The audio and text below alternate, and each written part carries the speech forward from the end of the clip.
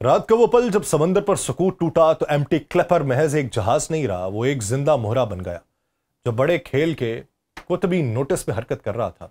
20,000 matric ton LPG के कंधे पर सवार यह टैंकर कई पाकिस्तानी अमलों की सांसों के साथ एक अचानक जंगी मंजरनामे में खींच लिया गया, जहां ड्रोन की गूंज, शोलों की जुबान और बंदरगाह की हिरासती ने तजारत को जंग के मैदान में बदल दिया।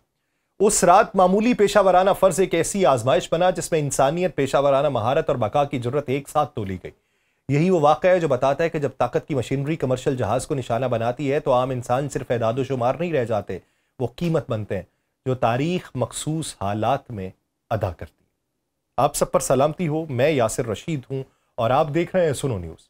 नाज़रीन, अगस्त की तपती हुई गर्मियों में जब ईरानी एलपीजी टैंकर एम्प्टी क्लेपर को नए पाकिस्तानी अमले के हवाले किया गया तो शायद किसी ने नहीं सोचा था कि यह जहाज एक दिन मशरक़े वस्ता की जंगी बिसात पे जिंदा मोहरा बन जाएगा। कप्तान मुख्तार अकबर और चीफ ऑफिसर चौधरी मोहम्मद अब्दुल्ला समेत 24 पाकिस्तानी इस देव हैकल बहरी जहाज पे सवार थे जिसके सीने में 21,000 मैट्रिक टन गैस भरी हुई थी, मगर उनके सामने आने वाला तूफान किसी भी शोले से ज्यादा हौलनाक था। पाकिस्तानी वजीर दाखिला ने इंकशाफ किया कि हौसियों के जेर कंट्रोल यमनी बंदरगाह जो है रासुल आईसी जिसको कहा जाता है, उसी के करीब इजरायली ड्रोन ने इस टैंकर को निशाना बनाया। लम्हों में जहाज आग की लपेट में आया, अमले ने बहादुरी से आग भजाई, मगर कहानी यहीं खत्म नहीं हुई। हौसी कश्ती जो हौसी है वहां के, उन्होंने टैंकर को घेरा और 27 अफराद जो थे उनको यरगमाल बना लिया। इस वाक़े के बाद इजरायली फौज ने यह दावा किया कि उसने यमन के शहर हदीदा में हौसी इंफ्रास्ट्रक्चर को तबाह किया है और इल्जाम लगाया कि ईरानी हुकूमत इस बंदरगाह को हथियारों की तरसील के लिए इस्तेमाल करती है। लेकिन असल सवाल वही है जो लहू और धुएं के बीच गूंजता है। एक कमर्शियल टैंकर, एक पुरअमन अमला और हजारों मील दूर बैठा इजराइल, ये सब एक दूसरे के मुकाबले में क्यों खड़े हुए? इस वाकई की मंजरकशी ऐसी है कि हर सतर में खौफ और बेबसी का जायका घुला हुआ महसूस होता है।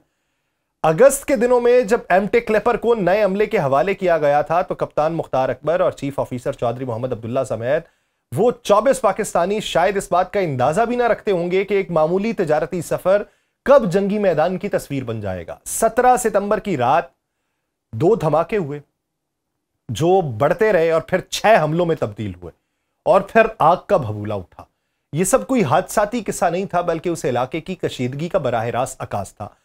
अमला जो एक कमर्शियल टैंकर पर सवार था, उसने बहादुरी से आग बुझाने की कोशिश की, अपने साथियों को बचाने की कोशिश की, मगर उनके सामने ताकत की वो अमली सूरत थी जो जंगी मंतिक से माखूज थी। यह सवाल बेवजह नहीं है कि एक तजारती जहाज पर मुसाफिर और हजारों टन एलपीजी के साथ ये सब क्यों हुआ। बैनुल अक़वामी कवानीन के मुताबिक जंगों में भी बुनियादी ज़रूरियात की तरसील जारी रहनी चाहिए और माल बरदार जहाज़ों को तहफ़्फ़ुज़ मिलना चाहिए, मगर जब तजारती सफ़र को हदफ बनाया जाता है तो उसका मतलब यह है कि आम इंसान जंगी मंतिक का सिर्फ मुसर्रफ बन के रह चुके हैं।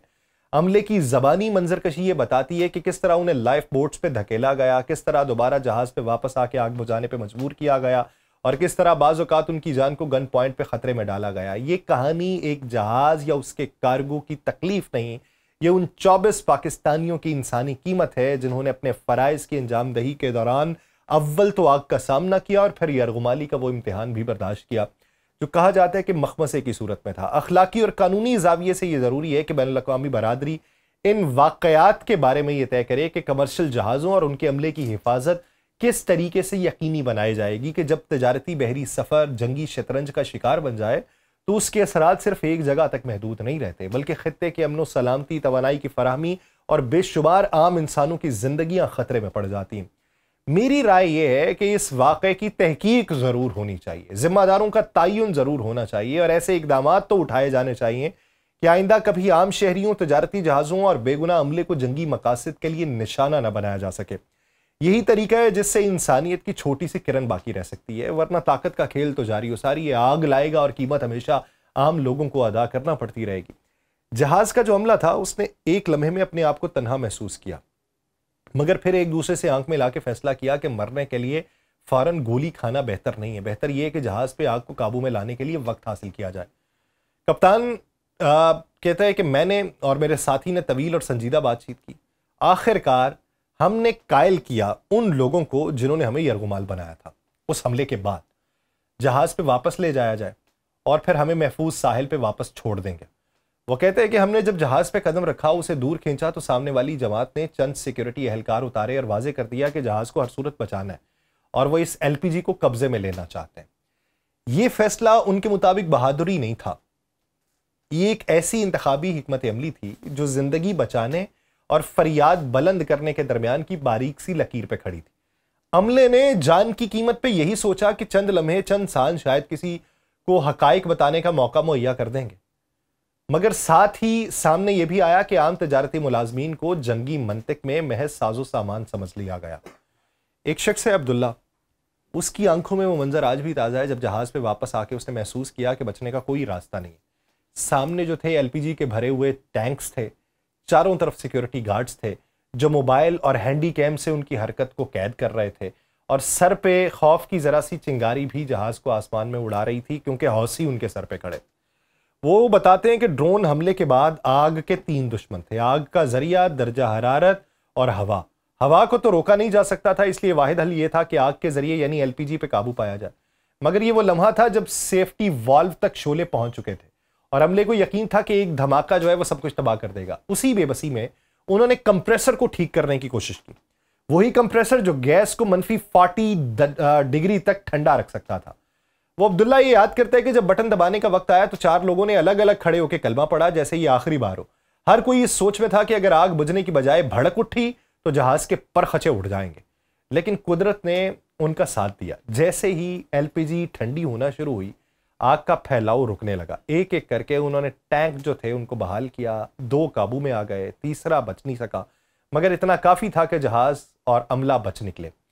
अब्दुल्ला ये बताते हुए अपनी आवाज को भारी करते हैं जब वो ये कहते हैं कि अगर हमें गन पॉइंट पे मजबूर ना किया जाता तो शायद हम ये कभी कदम ही ना उठाते, शायद छोड़ देते। मगर जब सर पे आन पड़ी हो तो हिम्मत भी आई हो तो नामुमकिन मुमकिन बन जाता है। आग पर काबू पाने के बाद वो कहते हैं हमें वो लम्हा मिला जब हकीकत और उम्मीद के दरमियान छोटा सा दरवाजा खुला, जब हमने जहाज की स्पिरिचुअलिटी जो है उसकी बहाली की तो हौसी हुकाम जो थे उन्होंने हमें हुक्म दिया कि हम रवाना हो जाएं और उनकी तरफ से जहाज से सिक्योरिटी टीम को उतार दिया गया।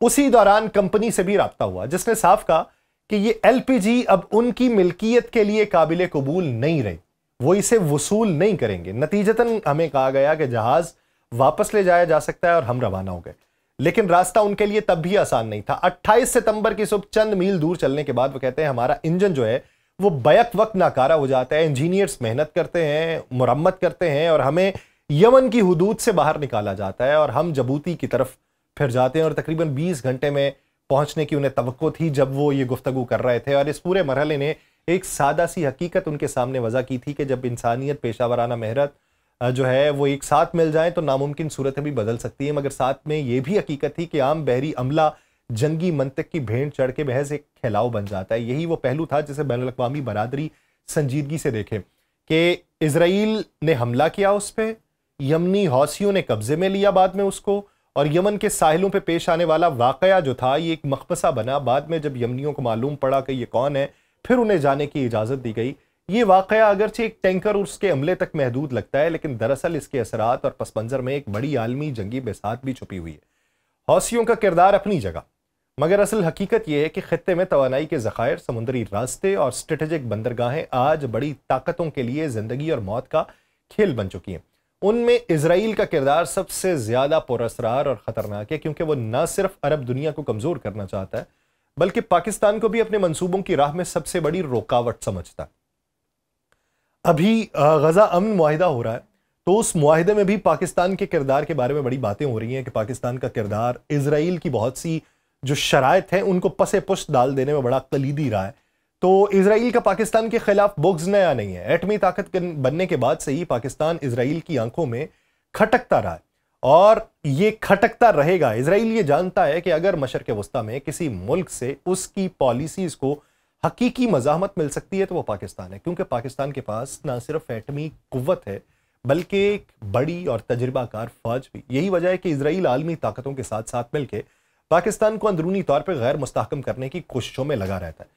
कभी बलोचिस्तान में दहशतगर्दों को सहूलत दे के, कभी भारत के साथ खुफिया ताल्लुकात बढ़ा के, कभी पाकिस्तान के खिलाफ आलमी रायनामा हमवार करके। पाकिस्तान के खिलाफ इजराइल की शैतानी ख्वाहिश ये भी है कि किसी तरह हमारे जौहरी प्रोग्राम को गैर मौसर बनाया जाए या फिर पाकिस्तान को ऐसे मसाइल में उलझा दिया जाए कि वो खित्ते में इसराइल की जारहाना पॉलिसीज को चैलेंज करने के काबिल ना रहे। यही वजह है कि जब भी मशरक़ वस्ता में कोई बड़ा बहरान खड़ा होता है तो पाकिस्तान के बारे में इसराइल के बयानात या खुफिया सरगर्मियां मंजर-ए-आम पे आती हैं। उनका असल मकसद यह तासुर देना होता है कि पाकिस्तान एक गैर जिम्मेदार एटमी रियासत है, ताकि आलमी कुव्वतों को पाकिस्तान पर दबाव डालने का जवाब मिल सके। यमन की बंदरगाह पे हौसियों और टैंकर के गिर्द पेश आने वाला वाकया भी उस बड़ी शतरंज का हिस्सा समझा जा सकता है। इसराइल इन रास्तों को अपने लिए महफूज बनाना चाहता है और चाहता है कि पाकिस्तान जैसे मुल्क वहां असरअंदाज न हो सके।